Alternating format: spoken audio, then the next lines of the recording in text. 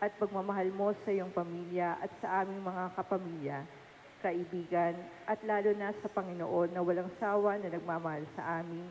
Amen. O mapalad na Santa Marta, ang iyong pananampalataya ang nagudyok upang ipahayag ni Jesus. Ako ang muling pagkabuhay at pananampalataya rin ng umakay sa iyo upang kilalanin si Jesus hindi bilang isang tao ng iyong ipahayag na, kayo po ang anak ng Diyos, ang Mesiyas. Taglay mo ang dalisay na pag-ibig kay Jesus at tinanggap mo siya sa iyong tahanan. Ipanalangin mo kami upang kami ay lumago sa pananampalataya, pag-asa at pag-ibig, upang si Jesus na dumulog sa iyong harapan ay makinig sa amin at magkaloob ng isang lugar para sa piging ng buhay na walang hanggan. Amen. O tala ng kapakumbabaan, liwanag ng mga nadidiliman, pinagpalang Santa Maria ng Betania, ikaw na lumaki sa piling ng iyong mga kapatid na sina Lazaro at Marta, matalik na kaibigan ng Panginoong Hesus, natatanging alagad na may pusong busilak sa kabutihan. Turuan mo po kaming huwag lumipot sa mga biyayang ipinagkakaloob sa amin ng Diyos. Hulugan mo po kami, o dakilang santa, ng mga biyaya ng kasipagan at paggawang kabanalan. Huwag mo po kaming hayaang tamarin at magsawa. Gisingin mo po sa aming mga puso ang grasya ng kasipagang ito, upang tulad mo ay makapagpuri kami sa Diyos at sa aming kapwa. Amen. San Lazaro, Santa Marta at Santa Maria ng Betania, ipanalangin mo kami. Sa ngalan ng Ama at ng Anak at ng Espiritu Santo. Amen. Magsiupo po muna ang lahat.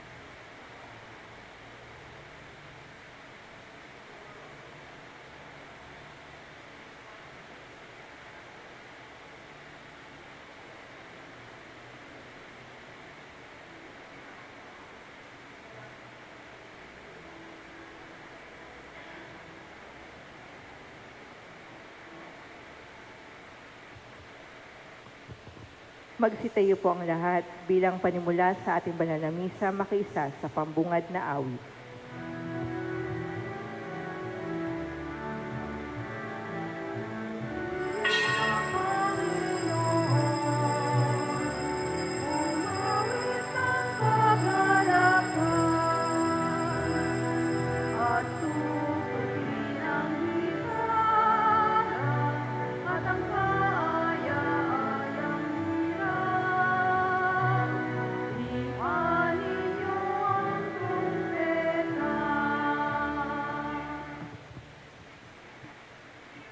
Sa ngalan ng Ama at ng Anak at ng Espiritu Santo.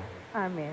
Sumainyo ang Panginoon. At sumayo rin. Mga kapatid, aminin natin ang ating mga kasalanan upang tayo maging marapat gumanap sa banal na pagdiriwang. Inaamin ko. Sa makapangyarihang Diyos at sa inyo, mga kapatid, na luba akong nagkasala sa isip, sa salita at sa gawa, at sa aking pagkukulang. Kaya isinasamo ko sa mahal na Biring Maria, sa lahat ng mga anghel at mga banal, at sa inyo, mga kapatid, na ako'y panalangin sa Panginoon nating Diyos. Kaawaan tayo ng makapangyarihang Diyos, patawarin tayo sa ating mga kasalanan, at patnubayan tayo sa buhay na walang hanggan. Amen. Panginoon, kaawaan mo kami. Panginoon, kaawaan mo kami. Kristo, kaawaan mo kami. Kristo, kaawaan mo kami. Panginoon, kaawaan mo kami. Panginoon, kaawaan mo kami. Manalangin tayo. Ama naming makapangyarihan, hindi ikinahiya ng iyong anak na makituloy sa bahay ni Santa Marta bilang tugon sa kanyang pagdalangin. Mapaglingkuran nawa namin si Kristo sa katauhan ng kapwa upang mapatuloy mo kami sa iyong tahanan sa kalangitan sa pamamagitan ni Jesucristo kasama ng Espiritu Santo magpa sa walang hanggan. Amen. Pakinggan natin ang pagpapahayag ng salita ng Diyos.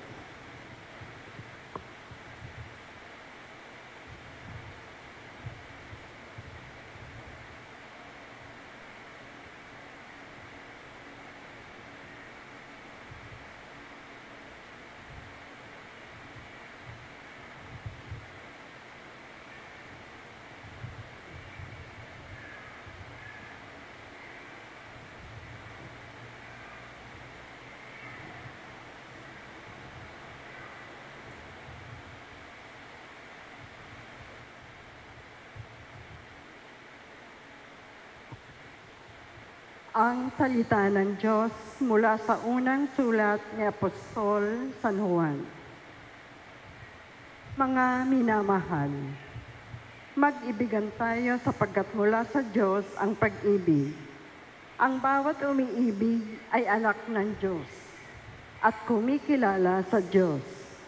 Ang hindi umiibig ay hindi kumikilala sa Diyos sapagkat ang Diyos ay pag-ibig. Inihayag ng Diyos ang kanyang pag-ibig sa atin nang suguin niya ang kanyang bugtong na anak upang magkaroon tayo ng buhay sa pamamagitan niya. Ito ang pag-ibig. Hindi sa inibig natin ang Diyos, kundi tayo ang inibig niya at sinugo ang kanyang anak upang maging handog sa ikapagpapatawad ng ating mga kasalanan. Mga minamahal, yamang gayon kadakila ang pag-ibig ng Diyos sa atin, dapat din tayong mag-ibigan. Walang taong nakakita sa Diyos kailanman, ngunit kung tayo nag-iibigan, nasa atin siya at nagiganap sa atin ang kanyang pag-ibig. Nalalaman nating nananatili tayo sa Diyos at siya naman sa atin, sapagkat pinagkakalooban niya tayo ng kanyang Espiritu. Nakita natin at pinatotohanang sinugo ng Ama ang kanyang anak bilang tagapagligtas ng sanlibutan. Ang nagpapahayag na Jesus ang anak ng Diyos ay nananatili sa Diyos at ang Diyos naman nananatili sa Kanya. Nalalaman natin at pinanaligan natin ang pag-ibig ng Diyos sa atin. Ang Diyos ay pag-ibig. Ang nagpapatuloy na umiibig ay nananatili sa Diyos at ang nananatili naman sa Kanya ang Diyos. Ang salita ng Diyos.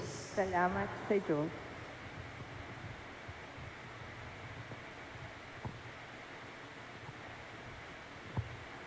Salmong tugunan. Palagi kong pupurihin ang dakilang poon natin. Palagi kong pupurihin ang dakilang poon natin. Panginooy aking laging pupurihin. Sa pasasalamat di ako titigil. Aking pupurihin kanyang magawa. Kayong naaapi, makinig, matuwa. Palagi kong pupurihin ang dakilang poon natin. Ang pagkadakila niya ay ihayag, at ang ngalan niya ay purihin ang lahat. Ang aking dalangin dininig ng Diyos, na wala sa akin ang lahat kong takot. Palagi kong pupurihin ang dakilang poon natin. Nagalak ang aping umasa sa Kanya, pagkat di nabigo ang pag-asa nila. Tumatawag sa Diyos ang walang pag-asa, sila'y iniligtas sa hirap at dusa. Palagi kong pupurihin ang dakilang poon natin. Anghel yaong bantay sa maitakot sa Diyos. Sa mga panganib, sila'y kinukupkup. Ang galing ng poon hanaping masikap. Yaong nagtiwala sa Kanya't nagligtas, ay maituturing na taong mapalad. Palagi kong pupurihin ang dakilang poon natin. Matakot sa poon, kayo, Kanyang bayan, nang makamtan ninyo ang lahat ng bagay. Kahit mga leon ay nagugutom din, sila'y nagkukulang sa hustong pagkain. Ngunit ang sinumang ang poon susundin, sa anumang bagay, hindi kukulangin. Palagi kong pupurihin ang dakilang poon natin.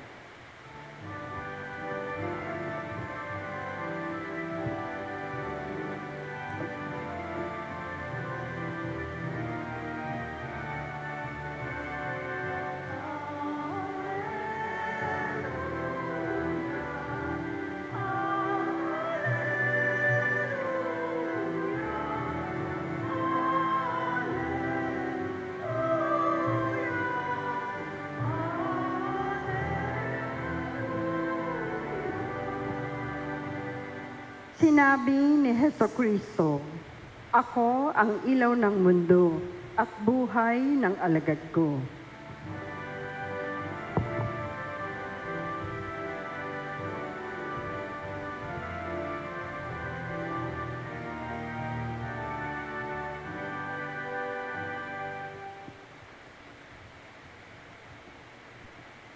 Sumainyo ang Panginoon. At sumayon, Ang mabuting balita ng Panginoon ayon kay San Juan. papuri sa iyo, Panginoon. Noong panahong iyon, marami sa mga Hudyo ang dumalaw kina Marta at Maria upang sila'y aliwin. Nang marinig ni Marta na dumarating si Jesus, sinalubong niya ito. Ngunit si Maria ay naiwan sa bahay. Sinabi ni Marta, Panginoon, kung kayo po'y narito, hindi sana namatay ang aking kapatid.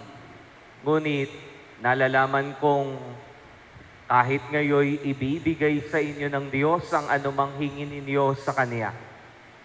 Muling mabubuhay ang iyong kapatid, wika ni Jesus.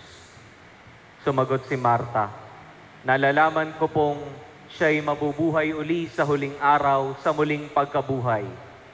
Sinabi naman ni Jesus, ako ang muling pagkabuhay at ang buhay. Ang nananalig sa akin kahit mamatay ay muling mabubuhay. At sino mang nabubuhay at nananalig sa akin, kahit mamatay ay mabubuhay kailanman. Pinaniniwalaan mo ba ito? Opo, Panginoon, sagot niya. Nananalig ako sa iyo.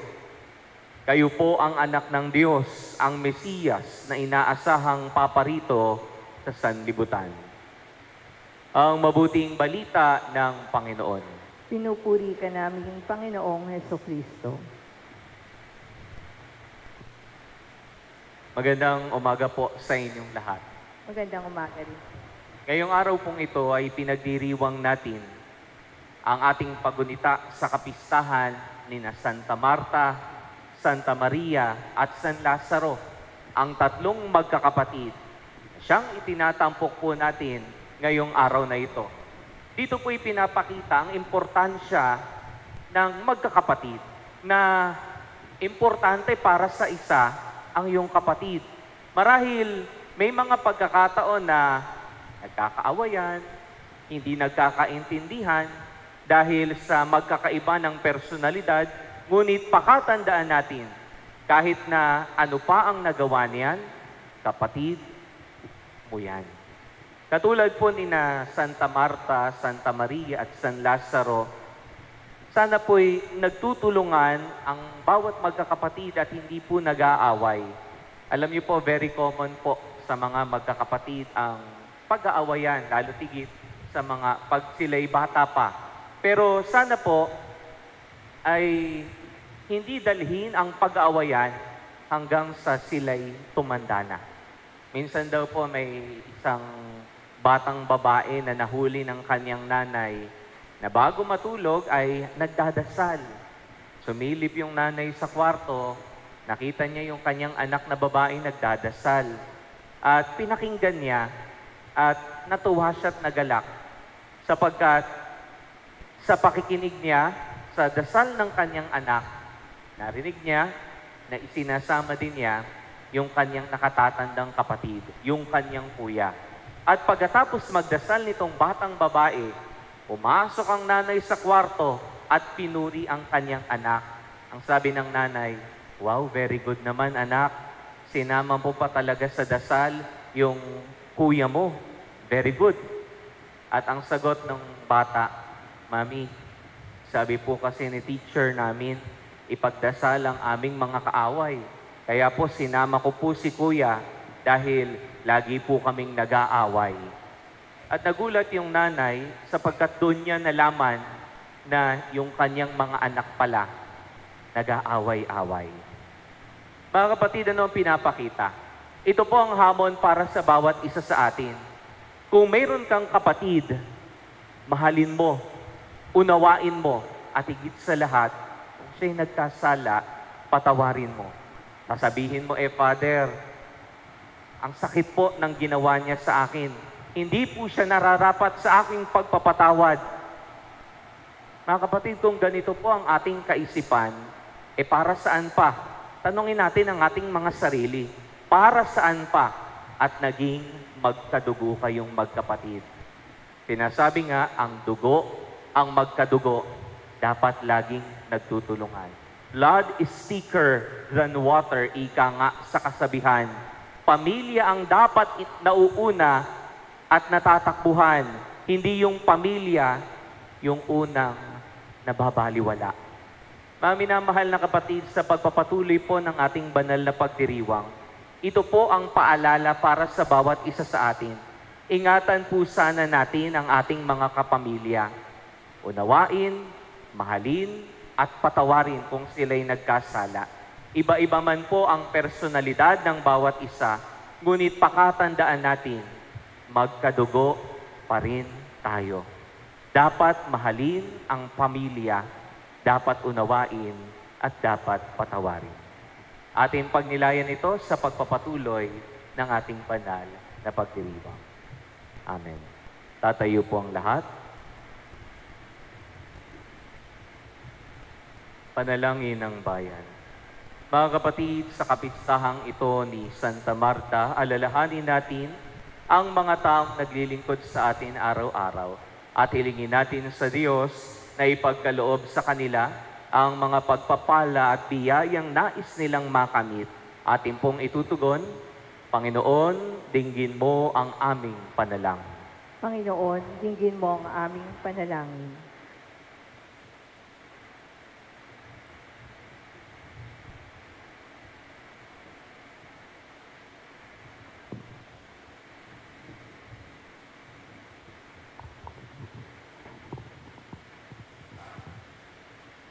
Ang mga naglilingkod sa simbahan, naway tunay na maging halimbawa sa kanilang pananalangin at paggawa. Manalangin tayo sa Panginoon. Panginoon, dinggin mo ang aming panalangin. Ang mga nanunungkulan sa bayan, naway tumupad sa kanilang mga tungkulin sa diwa ng pag-ibig at paglilingkod. Manalangin tayo sa Panginoon. Panginoon, dinggin mo ang aming panalangin.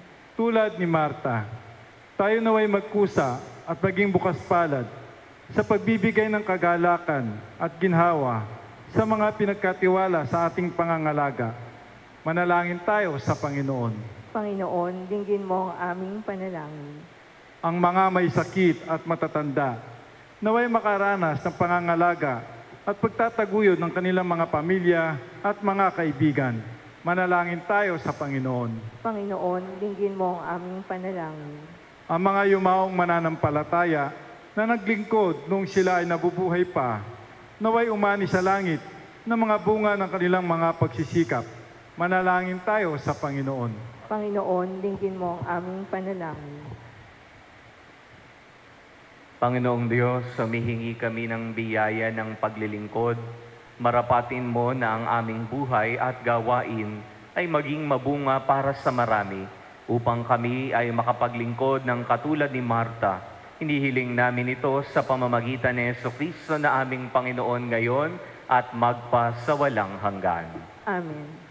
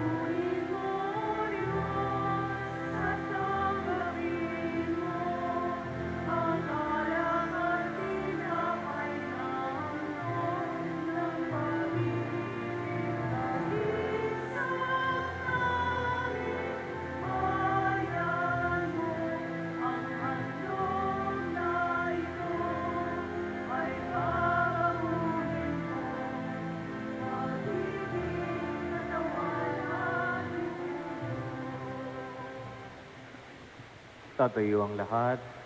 Manalangin kayo mga kapatid upang ang paghahain natin ikalugdan ng Diyos sa mga makapangyarihan. Tanggapin nawa ng Panginoon itong paghahain sa iyong mga kamay, sa kapurihan niya at karangalan, sa ating kapakinabangan at sa buong sambayanan niyang banal. Ama naming lumikha, dinarakila ka namin ngayong si Santa Marta ay ginugunita upang gaya ng hain niyang pag-ibig na iyong ikinalugod. Paging dapatin mo rin ang handog naming paglilingkod sa pamamagitan ni Jesucristo, kasama ng Espiritu Santo, magpa sa walang hanggan. Amen. Sumainyo ang Panginoon. At sumayo rin. Taas sa Diyos ang inyong puso at diwa. Tinaas na namin sa Panginoon. Pasalamatan natin ang Panginoong ating Diyos. Marapat na siya ay pasalamatan. Ama naming makapangyarihan, tunay ngang marapat na ikaw ay aming pasalamatan. Ang pagpaparangal sa iyong kabutihay lagi mong pinaalingaw-ngaw sa iyong sambayanan.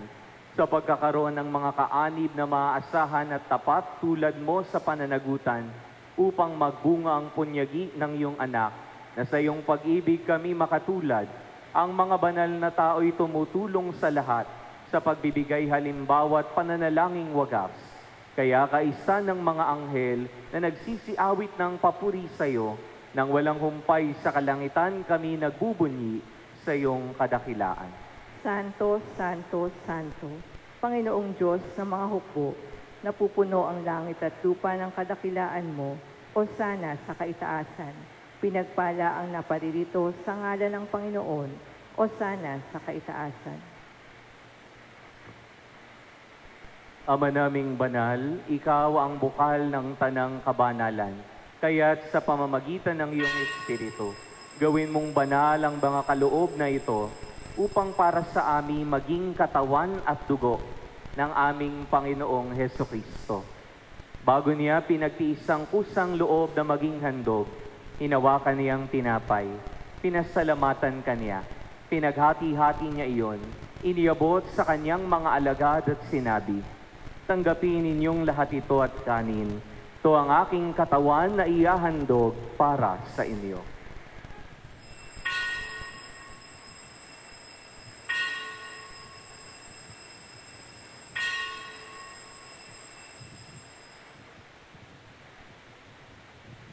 Gayon din naman nung matapos ang hapunan, inawakan niya ang kalis.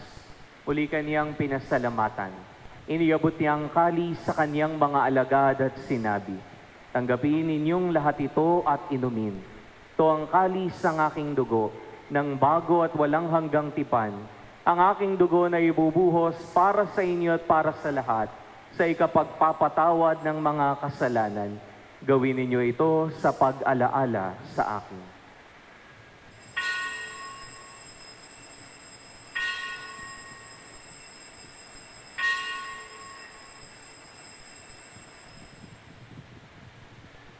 Manatili pong nakaluhod.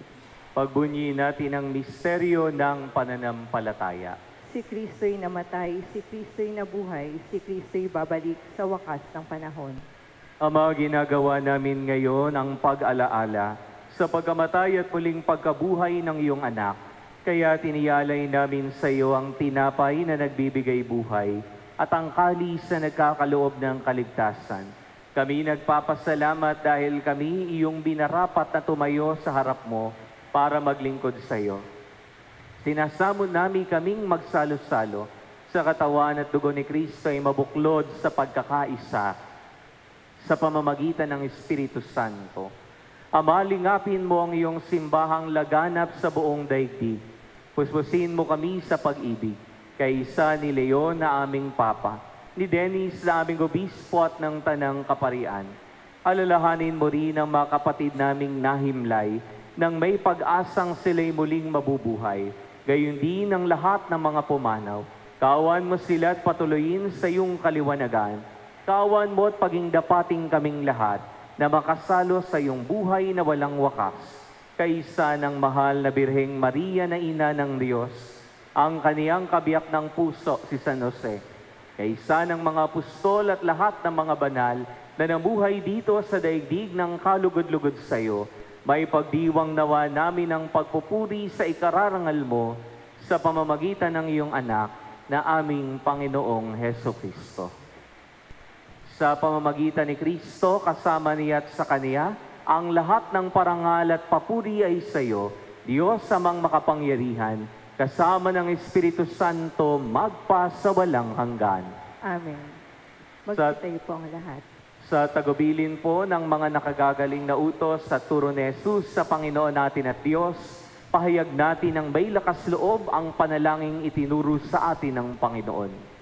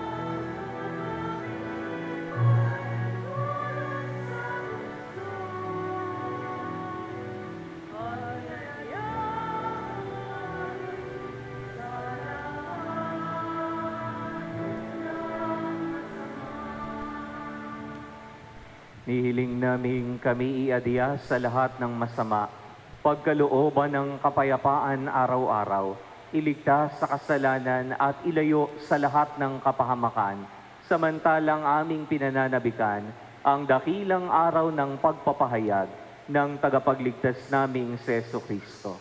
Sapagkat iyo ang kaharian at ang kapangyarihan at ang kapurihan magpakailanman. Amen. Panginoong Jesucristo, sinabi mo sa iyong mga apostol, kapayapaan ang iniiwan ko sa inyo. Ang aking kapayapaan ang binibigay ko sa inyo. Tunghayan mo ang aming pananampalataya at huwag ang aming mga pagkakasala. Pagkalooban mo kami ng kapayapaan at pagkakaisa ayon sa iyong kalooban, kasama ng Espiritu Santo magpa sa walang hanggan. Amen. Ang kapayapaan ng Panginoon ay laging sumainyo. At sumayo rin. Magbigayan nawa kayo ng kapayapaan sa isa't isa. Peace be with you.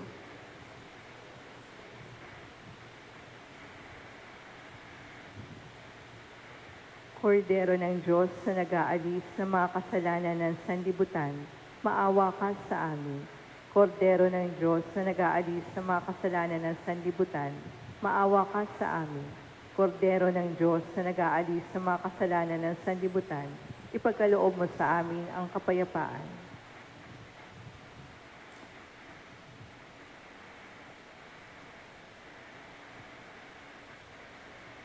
Mga kapatid, ito ang kordero ng Diyos. Ito ang nag-aalis sa mga kasalanan ng sanlibutan. Mapapalad tayong inaanyayahan sa kaniyang banal na piging. Panginoon, hindi ako karapat-dapat na magpatuloy sa iyo, ngunit sa isang salita mo lamang ay gagaling na ako.